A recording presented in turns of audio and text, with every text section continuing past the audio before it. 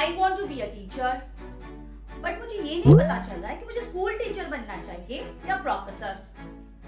ओहो, मैंने तो अभी अभी क्लास 10 पास किया है, मुझे तो इन सब के बारे में कुछ आइडिया भी नहीं है। इतनी कंफ्यूजन है, मैं क्या करूं।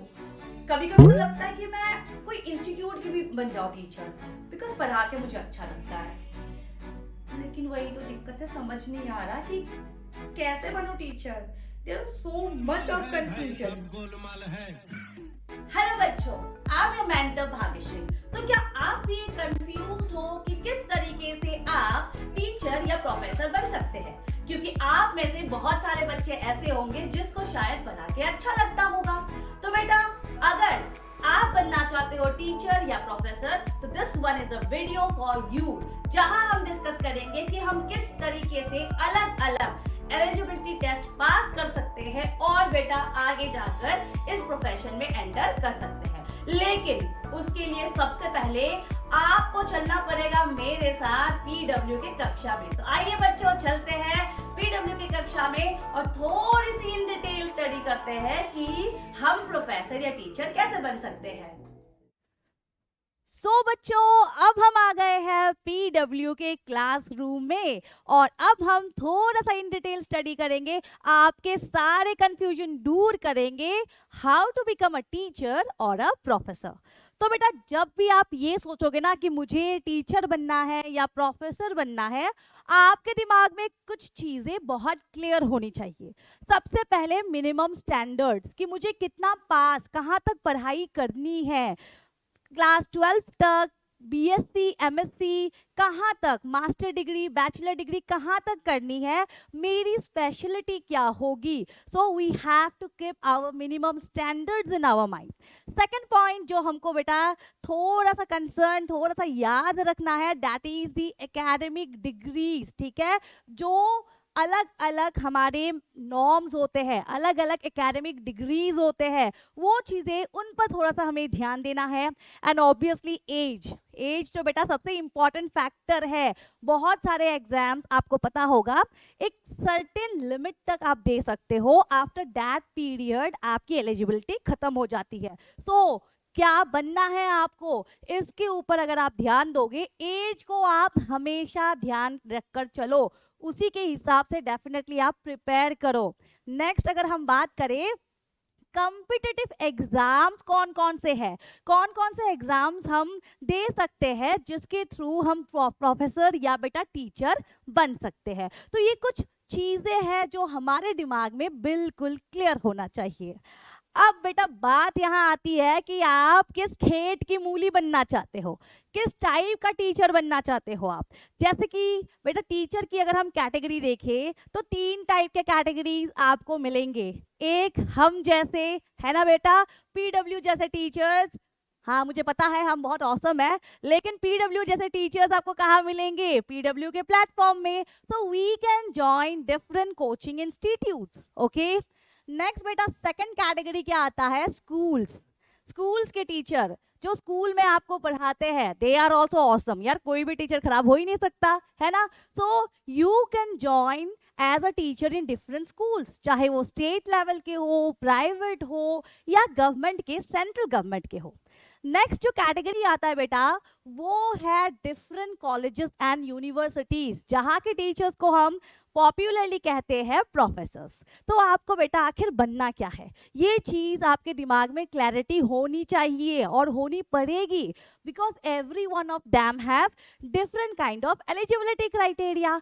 अब इन्हीं के बारे में हम देखेंगे कि इतने जो अलग अलग कैटेगरी के टीचर्स हैं, उनकी बेटा एलिजिबिलिटी क्राइटेरिया क्या क्या हो सकती है। तो सबसे पहले हम देखते हैं कोचिंग की। कोचिंग क्लासेस की बात करें, जैसे कि हमारा कोचिंग है, यहाँ बेटा you should B expert of your subject. पहला पॉइंट क्या होगा बेटा, आपको एक्सपर्ट बनना पड़ेगा ऑफ योर सब्जेक्ट, जो भी आपका सब्जेक्ट हो, चाहे आप आर्ट्स बैकग्राउंड से हो, चाहे बेटा आप साइंस बैकग्राउंड से हो, या चाहे आप कॉमर्स बैकग्राउंड से हो। अगर आपको टीचर बनना है देन यू शुड बी और you have to be the expert of your field.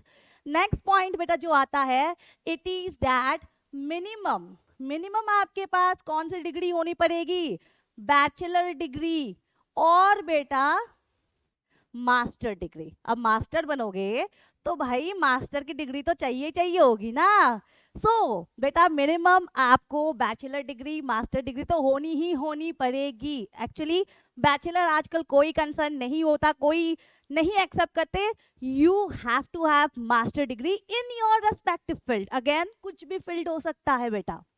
तो ये थे कुछ हमारे कोचिंग क्लासेस के क्राइटेरियंस। ठीक है, कोचिंग क्लासेस में आपको एक फ्रीडम है कि there is no age bars. ठीक है, नो एज बार्स, ध्यान से सुनिए। जरूरी नहीं है कि आप 20 साल के होंगे तभी आपको कोचिंग क्लासेस में एज अ टीचर अपॉइंट किया जाएगा, या आप 40 साल के हो जाओगे तब आपको एज अ टीचर यूज किया जाएगा या बेटा एकोमोडेट किया जाएगा। So there is no age bar in coaching classes. In fact अगर आप देखोगे यूनिवर्सिटीज में भी कोई एज बार बेटा नहीं होता। नेक्स्ट अगर हम आए नेक्स्ट पॉइंट पे, that is of school teachers. अब बेटा स्कूल टीचर्स की अगर हम बात करें, अगेन दो कैटेगरी बनेंगे स्कूल टीचर्स के। एक तो हो गया जो बेटा नवोदय में होते हैं, केवीज में होते हैं, सेंट्रल जो हमारे स्कूल्स होते हैं उनमें होते हैं। तो उनमें अगर आपको अपॉइंटेड होना है एज अ स्कूल टीचर, आपको क्या करना है बेटा? आपको करना है क्लियर दिस एग्जाम, जिसको हम फेमसली कहते हैं CTET एग्जाम, या हम कहते हैं बेटा सेंट्रल टीचर एलिजिबिलिटी टेस्ट। ठीक है, आपको ये टेस्ट क्लियर करना पड़ेगा। लेकिन ऐसा नहीं है कि आप 12 पास करके ही CTET दे दो, डिग्री पास करके ही CTET दे दो, ऐसा बिल्कुल कुछ नहीं होने वाला। इसके लिए बेटा आपको क्या चाहिए होता है? इसके लिए आपको चाहिए होता है degree which is called B.Ed degree. ठीक है बेटा, B.Ed डिग्री कहते हैं इसको। और ये जो डिग्री है ये है टीचर्स की degree. It is very very essential, क्योंकि बिना आप बैचलर इन एजुकेशन के, बिना B.Ed के आप CTET के लिए क्वालिफाई नहीं हो सकते हो। अब बात करें CTET की, तो देखिए मिनिमम अगर हम देखें बेटा, ये कुछ हमारे एलिजिबिलिटी क्राइटेरिया है CTET एग्जाम के। अगर आपको टीचर बनना है क्लास 1 से 5 तक के बच्चों का, दैट मीन्स प्राइमरी सेक्शन का, तो बेटा आपको क्या करना है? तब आपको करना है क्लास 12 पास। ध्यान से देखिए यहाँ पे, अगर आपको बनना है प्राइमरी टीचर देन आपको करना है 12 पास। परसेंटेज कितना चाहिए भाई? परसेंटेज हमको चाहिए 50 मिनिमम परसेंटेज चाहिए ही चाहिए है। प्लस क्या चाहिए बेटा? 2 ईयर टीचिंग की डिप्लोमा चाहिए होगा। एक तो ये कंडीशन हो गया। नेक्स्ट कंडीशन क्या हो सकता है बेटा? नेक्स्ट कंडीशन ये हो सकता है कि आप 12 पास हो गए, आपके पास 45% है, लेकिन NCTE के रेगुलेशन के हिसाब से आपके पास बेटा 2 साल की डिप्लोमा है, तब भी आप क्वालिफाइड हो। ठीक है, तब भी आप क्वालिफाइड हो CTET एग्जाम में बैठने के लिए। थर्ड अगर हम देखें, आपने 12 पास कर लिया, 50% बेटा आपकी मार्क्स है, और आपने 4 साल की डिग्री B.Ed डिग्री कंप्लीट कर ली है, तब भी आप एलिजिबल हो CTET एग्जाम का। अब आप सोच रहे होंगे क्या डिफरेंस है पॉइंट नंबर 1 में और पॉइंट नंबर 3 में। तो बेटा देखो, कुछ बच्चे पहले अक्सर लोग क्या करते थे, अपना मास्टर डिग्री, अपना जो भी है बैचलर डिग्री कंप्लीट करते थे, फिर 2 साल का वो B.Ed का डिप्लोमा करते थे। लेकिन आजकल क्या है, आजकल हमें इंटीग्रेटेड कोर्सेस मिलते हैं, जिसमें 4 साल के अंदर आपकी B.Ed, आपकी बैचलर डिग्री फिनिश हो जाएगी। दैट मीन्स ये एक क्या है बेटा? कॉम्बो है of both bachelor degree and bachelor of education. तो ये 4 साल की होती है, तो यही डिफरेंस है। कहने का मतलब ये है 12th तो आपको पास करना ही पड़ेगा, साथ ही साथ बेटा आपको या तो B.Ed का 2 साल वाला डिप्लोमा या तो ओवरऑल 4 साल वाली बैचलर डिग्री करनी ही करनी पड़ेगी। नेक्स्ट अगर आप देखोगे बेटा, आपने 12 पास आउट कर लिया है, ठीक है, फाइनल ईयर में हो आप, आपकी डिप्लोमा भी कंप्लीट होने वाली है, या जो भी आप 4 साल की 2 साल की ड्यूरेशन की जो B.Ed कोर्सेज आप कर रहे हो वो आपकी बस खत्म ही होने वाली है, आप लास्ट ईयर में हो, तब भी आप CTET एग्जाम के लिए बैठ सकते हो। और अगर आपको आइडिया नहीं है बेटा आप देख सकते हो सीटेट के लिए थोड़ा सा इन डिटेल देख सकते हो, इसके बहुत सारे प्रीवियस ईयर क्वेश्चन पेपर्स आते हैं, आप वो सब देख सकते हो। It is a centralize, it is a national test, और बेटा इसकी लेवल इतनी भी इजी नहीं होती है, तो इसीलिए कहा है कि लास्ट ईयर से ही बैठना शुरू कर दो। अगर पहला अटेम्प्ट बाय चांस गलती से भी बेटा फेल हो जाए, सेकंड थर्ड अटेम्प्ट आपका डेफिनेटली क्लियर होगा ही होगा। अब ये तो बेटा था टीचर्स फॉर क्लास 1 to 5, लेकिन अगर आपको बनना है 6 to 8 वाला टीचर, तो आप क्या करोगे?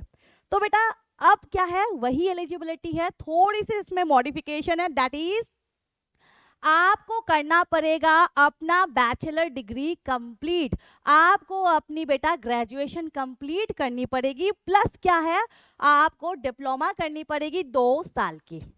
अगेन वही चीज है, अगर आप 4 साल के डिग्री में हो, अगर आप 4 साल की बीएड डिग्री कर रहे हो, तो बेटा क्या कर सकते हो, तो भी आप इसके लिए अप्लाई कर सकते हो। कभी कभार पहले क्या था बेटा, 1 साल में भी बीएड कंप्लीट हो जाता था, तो अगर आपके पास पहले वाली डिग्री है जिसमें 1 साल में बीएड आपका कंप्लीट हो गया था, तब भी आप अप्लाई कर सकते हो फॉर सीटेट एग्जामिनेशन।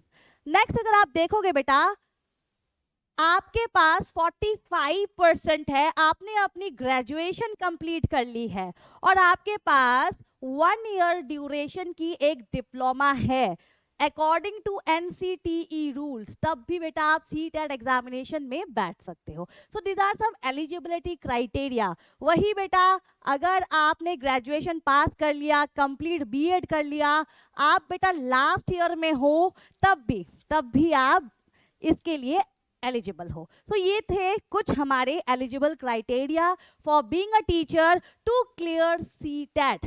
क्लियर तो नहीं बेटा, लेकिन हाँ एलिजिबिलिटी के लिए बहुत ज्यादा इंपॉर्टेंट है, अदरवाइज आप एलिजिबल होंगे ही नहीं।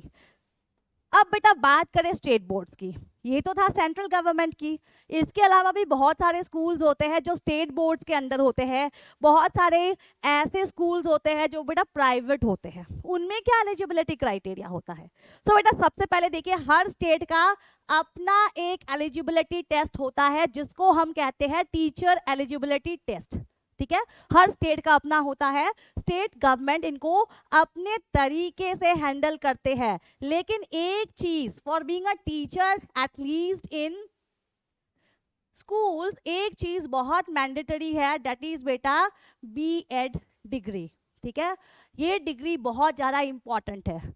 आपको यहाँ सिखाया जाता है कि एक टीचर को कैसा ऑल टुगेदर पर्सनैलिटी कैरी करनी चाहिए, बच्चों को कैसे हैंडल करते हैं, क्योंकि क्लास में बेटा अलग अलग टाइप के बच्चे होते हैं, तो इस पूरे डिग्री में आपको यही सब सिखाया जाता है, स्किल्स सिखाया जाता है, आपकी मेंटल एबिलिटी की टेस्ट की जाएगी। So it is like a total personality develop program. क्यों? क्योंकि यही टीचर्स आगे जाकर बच्चों को डेवलप करेंगे, है ना, तो इसीलिए बेटा this is a very very compulsory, very very mandatory criteria for being a teacher in school.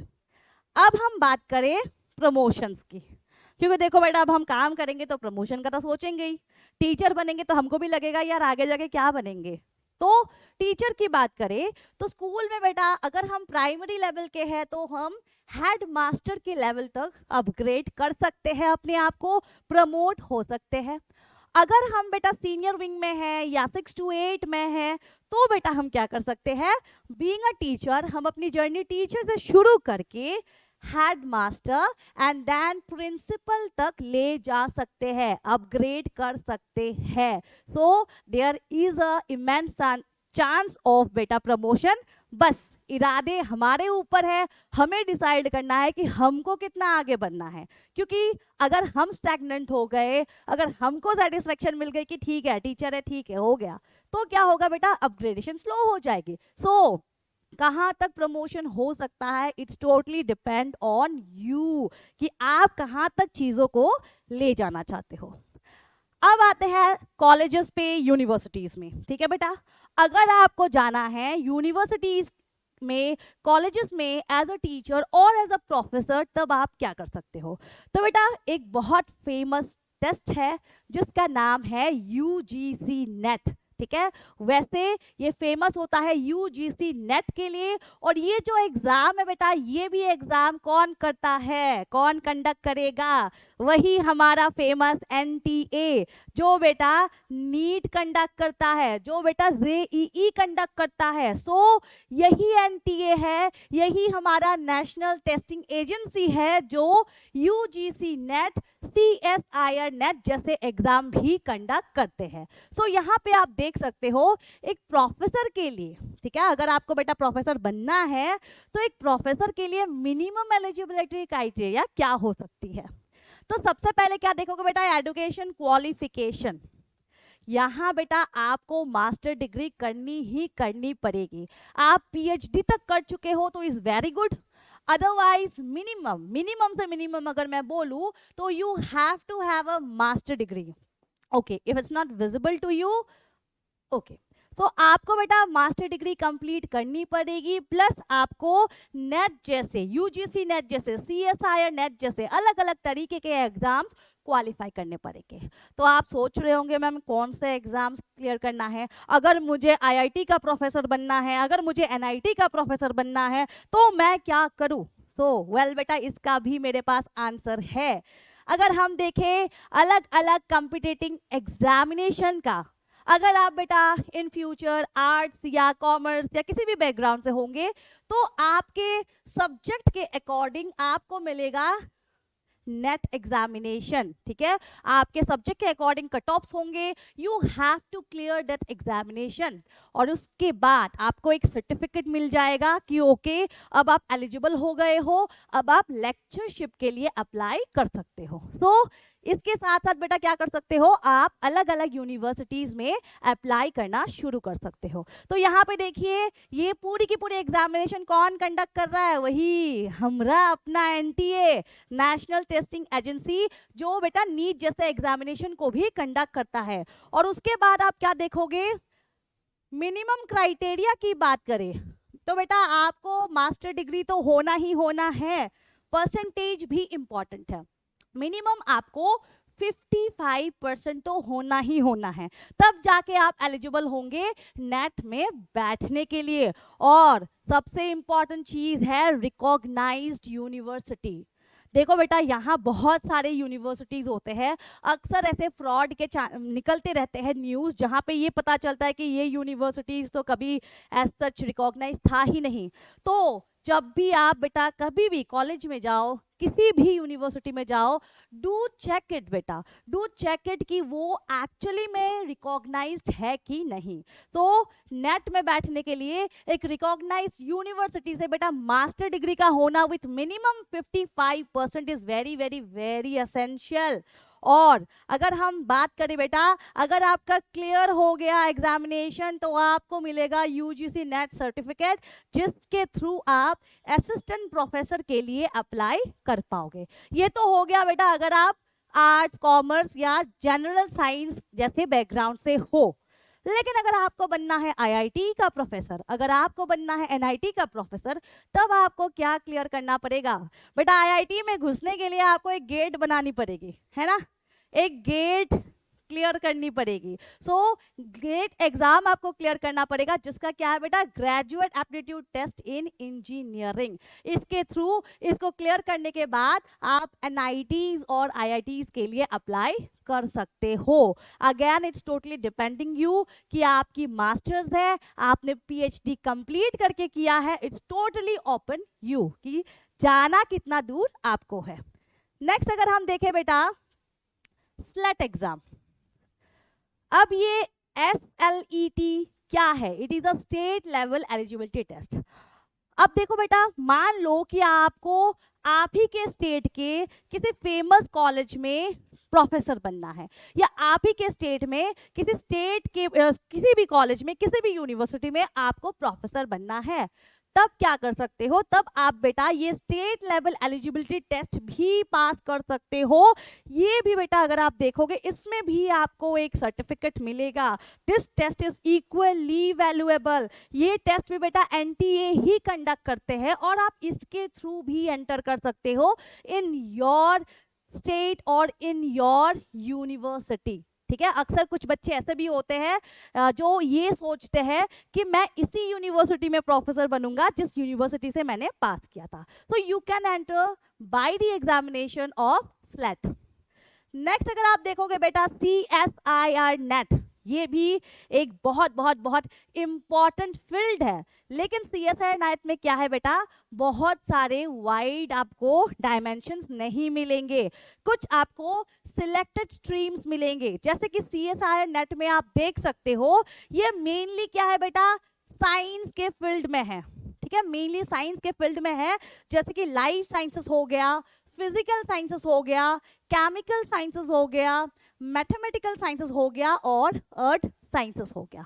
तो जो भी स्टूडेंट या बेटा आप में से जो आगे जाकर इन स्ट्रीम्स में रहोगे, इन स्ट्रीम्स में अपनी BSc MSc परस्यू करोगे, आप CSIR नेट के लिए एलिजिबल हो।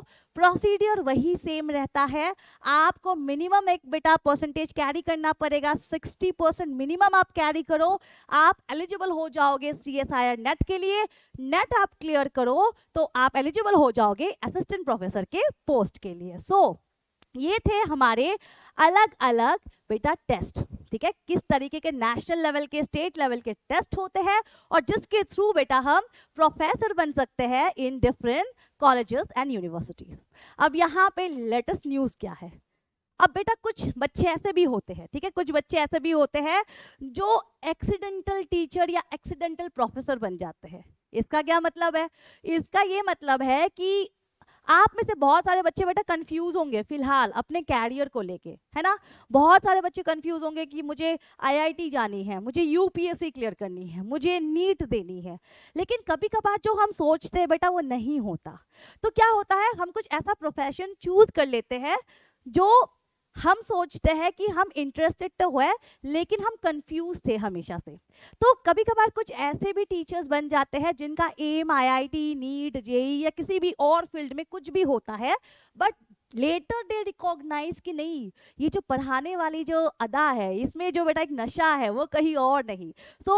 ऐसे जो टीचर्स होते हैं जो कहीं और जाते हैं और कहीं और लैंड अप हो जाते हैं, वो क्या कर सकते हैं बेटा, आप अगेन वही दो पाथ आपके पास है, या तो आप अपना BSc MSc कंप्लीट करें, BA MA कंप्लीट करें, या बेटा BCom MCom कंप्लीट करें और PhD करें अपने रेस्पेक्टिव फील्ड में, ठीक है। और उसके बाद आप क्या कर सकते हो, PhD के थ्रू अपने PhD का इस्तेमाल करके बेटा आप सीधा बन सकते हो किसी भी यूनिवर्सिटी या कॉलेजेस में प्रोफेसर। जी बिल्कुल, अगर मैं आज की बात करूं, 2022 की बात करूं, तो सुप्रीम कोर्ट के ऑर्डर के हिसाब से अब नेट का होना जरूरी नहीं है। Yes, it's a very good news कि जो बच्चे बेटा, यार हर इंसान इक्वली टैलेंटेड नहीं होता। आप में से कुछ बच्चे ऐसे भी हो सकते हैं जिसका नेट क्लियर ना हो, तो बेटा मन मारना नहीं है, you can have a lateral entry. और ये लेटरल एंट्री आप कैसे कर सकते हो, आप बेटा अपना PhD कंप्लीट कर सकते हो अपने रेस्पेक्टिव यूनिवर्सिटीज से, गाइड के अंदर आप PhD कंप्लीट करके क्या करोगे बेटा, एज अ असिस्टेंट प्रोफेसर बिना नेट के भी अप्लाई कर सकते हो। लेकिन उसके लिए भी बेटा कुछ terms and conditions definitely government ने रखे हैं। सबसे पहला पॉइंट, आपका जो PhD होगा वो रेगुलर होगा, डिस्टेंस में नहीं होगा, ठीक है। सबसे पहला पॉइंट क्या है बेटा, आपका जो मोड ऑफ PhD होगी वो रेगुलर होगी। दैट मीन्स आपको रोज जाना पड़ेगा, घिसना पड़ेगा, दिमाग लगाना पड़ेगा, है ना। सेकंड पॉइंट क्या होगा बेटा, जो भी आपकी थीसिस है, थीसिस का मतलब हो सकता है आप बच्चों को नहीं समझ आए बेटा, थ्रू आउट द PhD हम जो सीखते हैं ना, हम उसका एक किताब बनाते हैं, एक हम जैसे होता ना N.A. अकबरी, जहाँ अकबर की जीवन कथा लिखी हुई थी, तो ये जो थीसिस है ना, इसमें क्या लिखते हैं हम, PhD की कथा लिखते हैं कि हमने ये स्टडी किया, वो किया, ये किया। तो आपकी जो थीसिस है एटलीस्ट 2 ऐसे एक्सटर्नल हो, एग्जामिनर हो जो इसको अप्रूव्ड कर चुका हो, जो इसको देख चुका हो, ये बहुत ज़्यादा इंपॉर्टेंट है। सेकंड पॉइंट क्या है बेटा, सेकंड पॉइंट ये है कि आपने अपने PhD में वाइवा कंप्लीट कर लिया है, ठीक है। ऐसा नहीं है कि PhD शुरू हुआ और मैंने अप्लाई कर दिया, बिल्कुल नहीं। आप अपने PhD के एंड में हो, आपने अपनी वाइवा दे दी है, तब आप एलिजिबल हो। और बेटा आपकी 2 पेपर, दैट मीन्स आपने 2 अलग अलग पेपर बनाए हो, रिसर्च के अलग अलग आपने 2 कुछ भी कंक्लूजन निकाले हो, तब आप अप्लाई कर सकते हो असिस्टेंट प्रोफेसर के लिए बिना नेट के एग्जाम के लिए भी। सो बेटा लाइफ इतनी भी हार्ड नहीं है, there is always an another way, हमको बस उस वे को देखना है, ठीक है, हमको नजरिया चाहिए होता है उस वे को देखकर आगे बढ़ने के लिए। तो अब बात करते हैं प्रमोशंस की, कि अगर हम प्रोफेसर के लाइन में जाए तो किस किस तरीके से हमारी प्रमोशन हो सकती है। तो यहाँ अगर बेटा देखोगे आप, तो सबसे पहले क्या होगा बेटा, आप जो प्रोफेसर हो आपकी हाईएस्ट पॉइंट चांसलर तक जा सकती है, आप चांसलर बन सकते हो। तो बीइंग अ प्रोफेसर, अगर आप प्रोफेसर से शुरू करोगे बेटा, तो सबसे पहले आप क्या बनोगे, आप बन सकते हो सीनियर प्रोफेसर, है ना। फिर आप बन जाओगे प्रोफेसर ऑफ इमिनेंस, जैसे कि होते हैं ना हेड ऑफ द डिपार्टमेंट, इस टाइप के बन जाओगे नॉर्मल प्रोफेसर। फिर आप बन जाओगे हेड ऑफ द डिपार्टमेंट। फिर आप बन सकते हो डीन या डायरेक्टर। फिर आप बन सकते हो किसी यूनिवर्सिटी के प्रो वाइस चांसलर, और लास्ट में आप बन सकते हो vice chancellor and chancellor. So देखो कितनी ज्यादा प्रमोशंस है, there is a immense opportunity बेटा, हर चीज में अपॉर्चुनिटी होता है। जरूरी नहीं है कि ऐसे फील्ड्स, क्योंकि टीचर्स कुछ ऐसे फील्ड होते हैं जहां लोग बहुत कम एम्बिशंस रखते हैं, तो बेटा ऐसा कुछ नहीं होता, every field have opportunities, it's totally open you कि आपको ग्रैब उस अपॉर्चुनिटी को करना आता है कि नहीं। सो आज के लिए हम यहीं पे रोकते हैं। अब शायद आपकी जितनी भी कंफ्यूजन्स थी for being a teacher, for being a professor, clear हो गया। थैंक यू बेटा।